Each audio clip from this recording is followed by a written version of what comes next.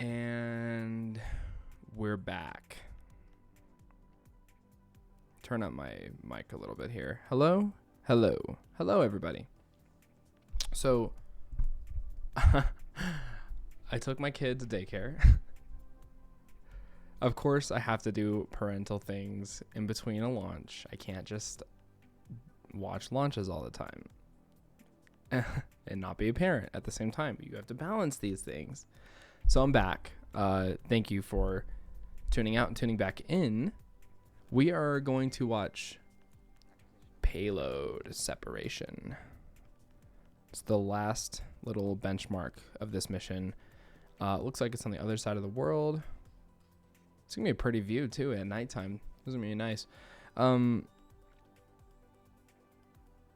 Yeah, so on my last stream, I made it... I had some audio difficulties. My Axe-Fx was too loud. You couldn't hear my microphone that well, so those are just some mental notes for next stream. But video feed went well, and audio feed went okay.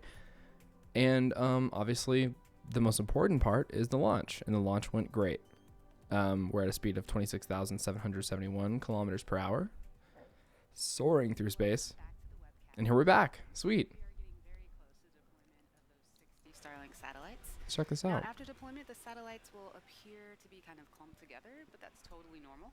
As you can probably imagine, 60 separate separation systems is Can't do that either. super inefficient. It adds mass, it adds complexity, and therefore it adds cost. Instead, we deploy them all at once, allowing them to slowly She's so disperse pretty. from one another, and to do so without the use of complex She is. mechanisms. They might even bump into one another, which, if that happens, is totally And smart. okay. The satellites were designed with this possibility in mind.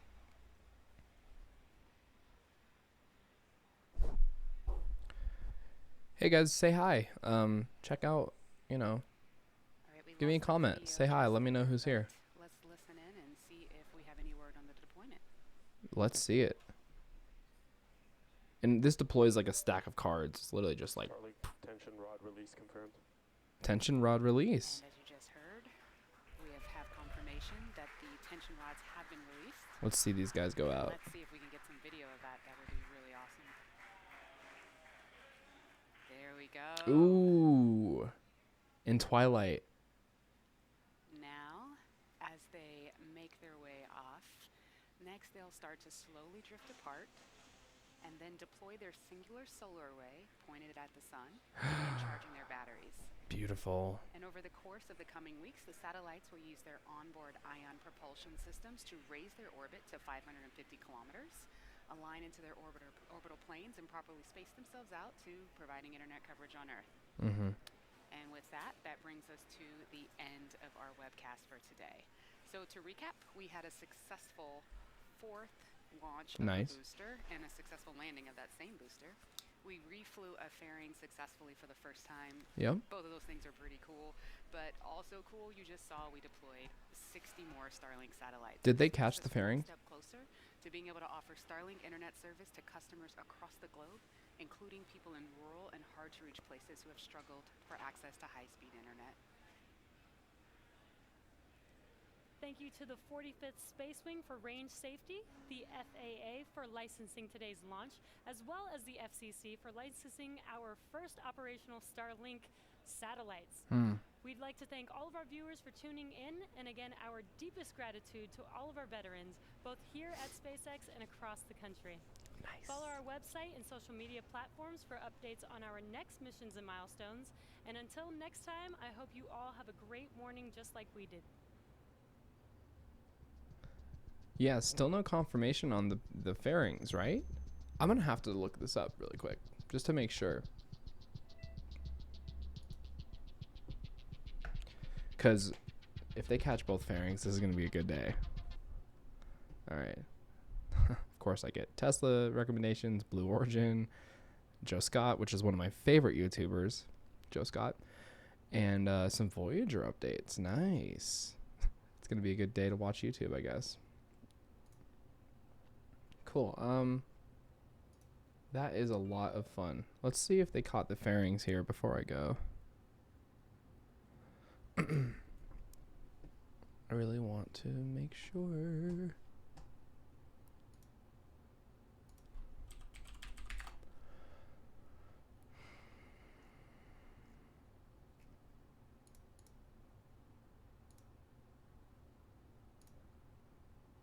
Nice. I'm gonna retweet. We got 60 more Starlink satellites up there, man. This is awesome. And under the it was like twilight. It was so perfect. It looked like an eclipse. Like it was literally behind the eclipse of Earth. Oh my gosh, they're so pretty. Those look different. Are they? Huh, that's interesting. Those are some different looking satellites, and they're so small. They use ion thrusters, solar panels, high broadband antennas. They look kind of rectangular. Is that just one satellite like that? Or are they more square? All right, I'll just comment. Congrats, SpaceX team. Nobody will like it. Nobody will see it. Nobody cares. Apparently. 60 separate separations live. Super intricate. Best. Good job, Tim Dodd. Saying a lot of cool things.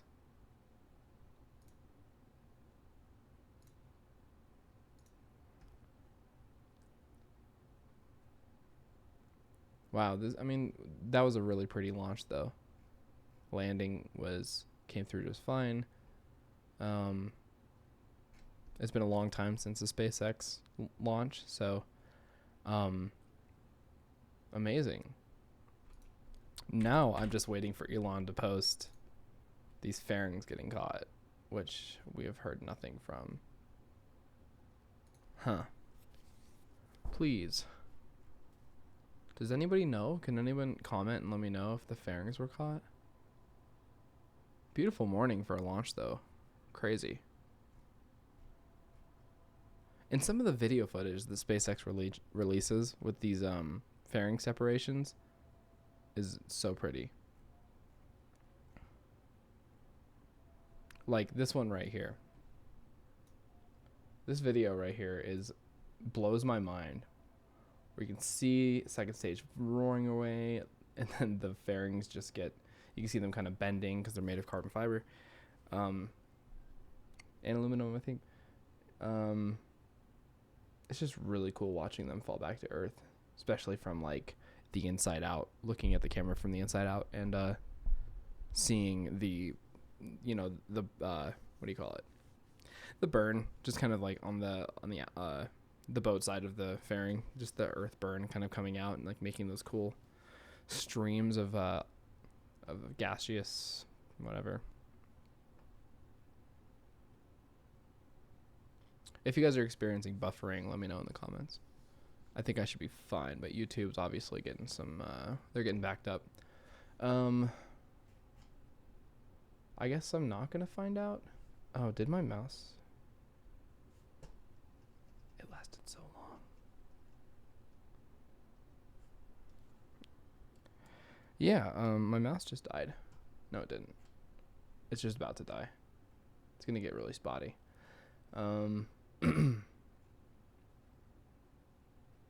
What a beautiful launch, man.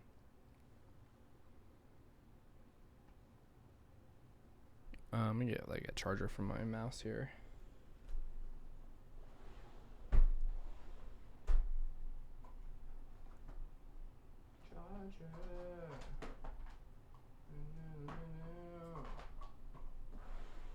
Where's my charger?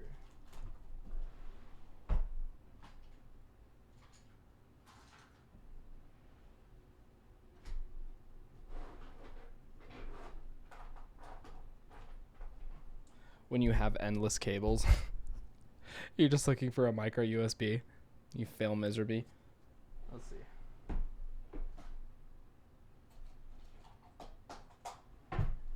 Fun.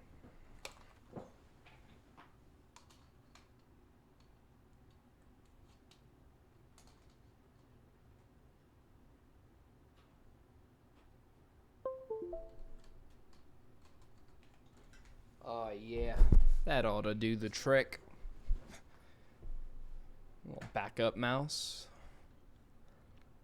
So I'm gonna take these videos down, shred them up a little bit, and then post them back up again. It's a really good content, but I'm learning a lot about live streaming here. I've only done like 3, so yeah, I want to see if I can fix the audio levels for you guys, and kind of just maybe post some of the highlights of this stream, because the first 7 minutes were my microphone cutting out, which is totally fun. But yeah, I'll cut this up and see if we can get like a good video out of it. So I had to put a lot of work into this, obviously. One more time, please check out my Instagram page. It's at _Mars Meditation _ created my own little page for that, stopped using my personal page. And my Twitter is at Mars Meditation, and I'm on there quite a lot, actually, mainly commenting on anything with hashtag SpaceX or Starhopper or Starship, or anything that Elon Musk is kind of attributed to. I'm most likely on there commenting, so come say hi. Don't be mean. Twitter is definitely a battlefield, but my whole thing is just to spread, happiness and enjoy, and find a common interest between a lot of people, and find a community of people who actually care about this stuff. So that's kind of my goal with Twitter, not really to correct anyone or to discredit another company or competitors of SpaceX or really anything. I mean, my whole thing is just to spread the joy of really exciting launches like this, and find people with common interests and talk to them about some things. And obviously I'm here to learn, and I want to learn more. So find me on Twitter, tweet me some questions. I'd love to answer them as best as I can. I'm most likely the person to tweet questions. So check that out. We have no confirmation of any. Look at the stuff I follow here. Like, I get nothing but 3 videos of deployment. I wish we could see more of the deployment. Perhaps a steerable payload camera. Well, Scott, you should know that adds complexity and mass and cost. Be careful what you wish for. I'm kidding. No, it's true. I mean, the last time they separated, we really saw them like really go out. But maybe it was like, I don't know what happened here. Yeah, you should be able to gimbal a camera pretty easily, right? Maybe like 15, 20 degrees each way. Should be enough. I mean, it looks like they're going 7 degrees up, something like that. So,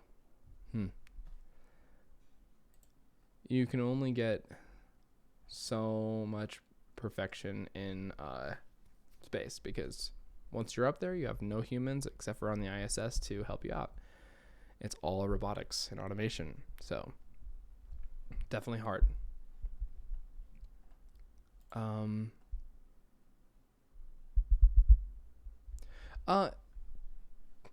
Pretty cool stuff happening with Starship as well, if you care to know.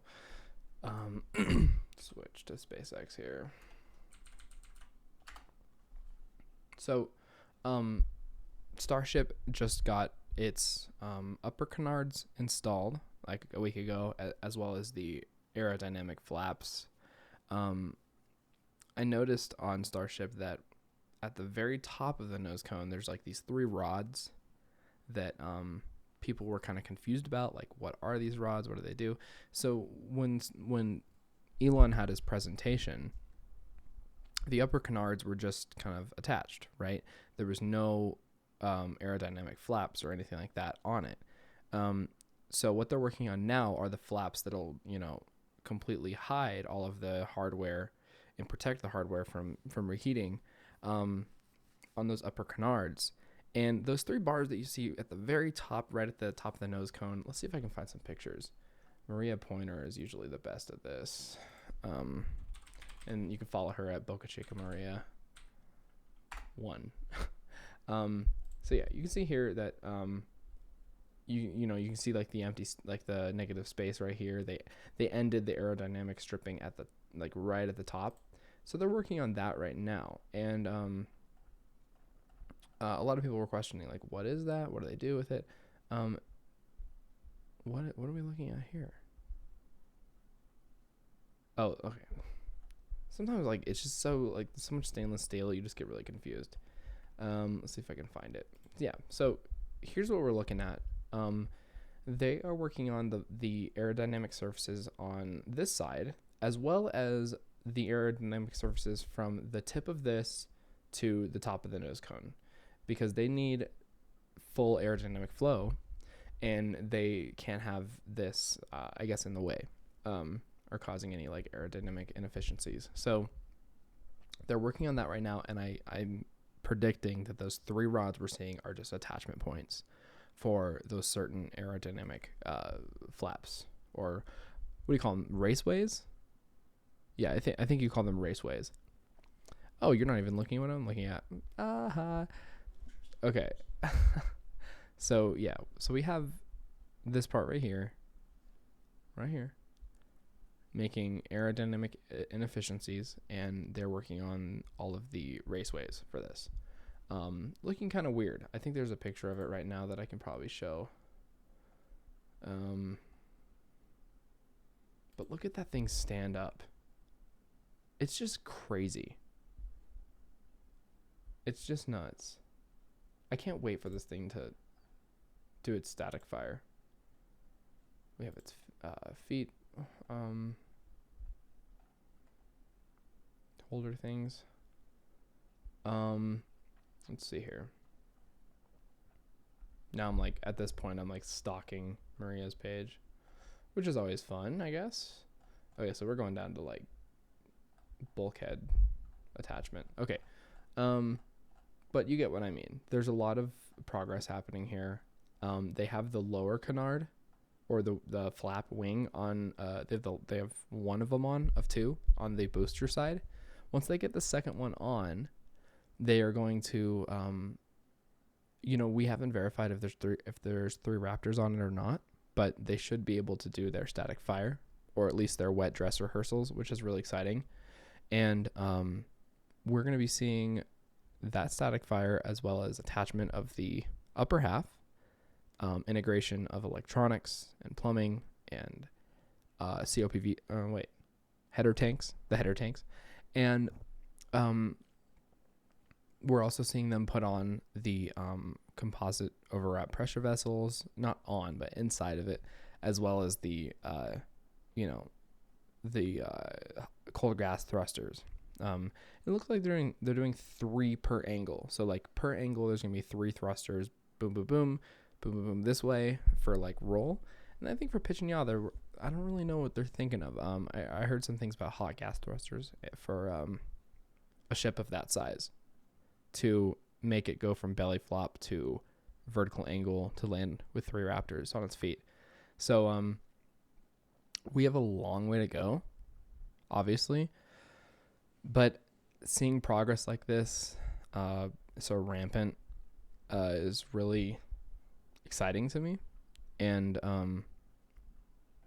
maybe I can make it to watch it in person, but most likely MK3 I'll see, or 4. It really depends on what state it's in. I mean, I'd love to go see it in Florida too. I think that rocket's gonna look sick. I mean, they're already doing the rings manufactured by the mill, so they're not actually slapped on by pieces of rectangles. They're just perfect stainless steel rings, welded, seamed in the middle, and that's gonna look really good and shiny. And hopefully that one is a bit stronger, and they have all the data to back up from MK1 to launch this thing and land it back at LC39A.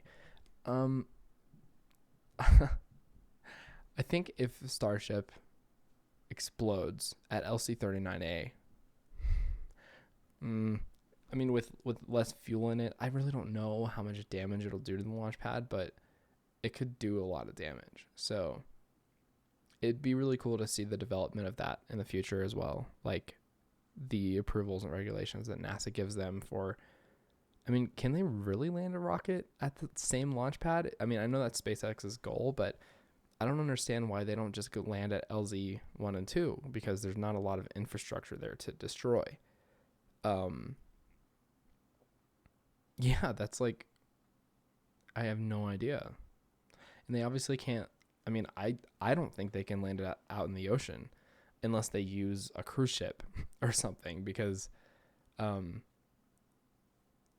yeah, Ocelot and just read the instructions, that they're only like 100 yards across each, whereas, you know, Starship's 30 meters wide and really tall, and it would look like on that landing pad on the drone ships, it would just look like it would essentially look like a coffee mug on a small, what am I trying to say? I'm really bad at comparing these things. Yeah, I'm like looking around trying to like compare it. So imagine at the pond you lay a book down, and that book floats. And then on top of that book you put a really heavy aluminum or stainless steel sphere. What am I trying to say? I don't know. It won't work because it's top heavy, and it won't work because it's heavy, and the boat won't be able to support that weight. So they could land Starship on, I think, a cruise ship type boat, or maybe like an aircraft carrier type boat if it's wide enough. I mean, that's what Blue Origin's kind of looking at doing too, is landing on a really big, like huge like shipping container ship. But we don't even know how that's gonna work. So I mean, obviously I think the goal here is to launch out, 20 miles out of away from land in the ocean on a floating launch pad, or maybe like a launch pad that resembles kind of like a BP, like oil rig type thing, where it's like it stands but it's really far out there. It'd be really interesting to see that, because at that point they really can practice launching from out in the ocean 20 miles away. The sound will not damage any windows or nearby citizens, and then they can focus on boost backs to or at least for the boosters, they'll focus on a boost back to land at the launch site. I just don't know how much delta V that would take. So yeah, that'd be really interesting. I mean, a lot of development to see. We just saw Starhopper go up 150 meters. I mean, that gave me goosebumps in it of itself.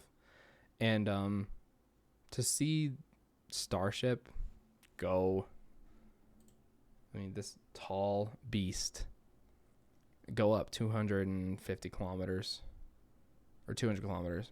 Wait, 20 kilometers?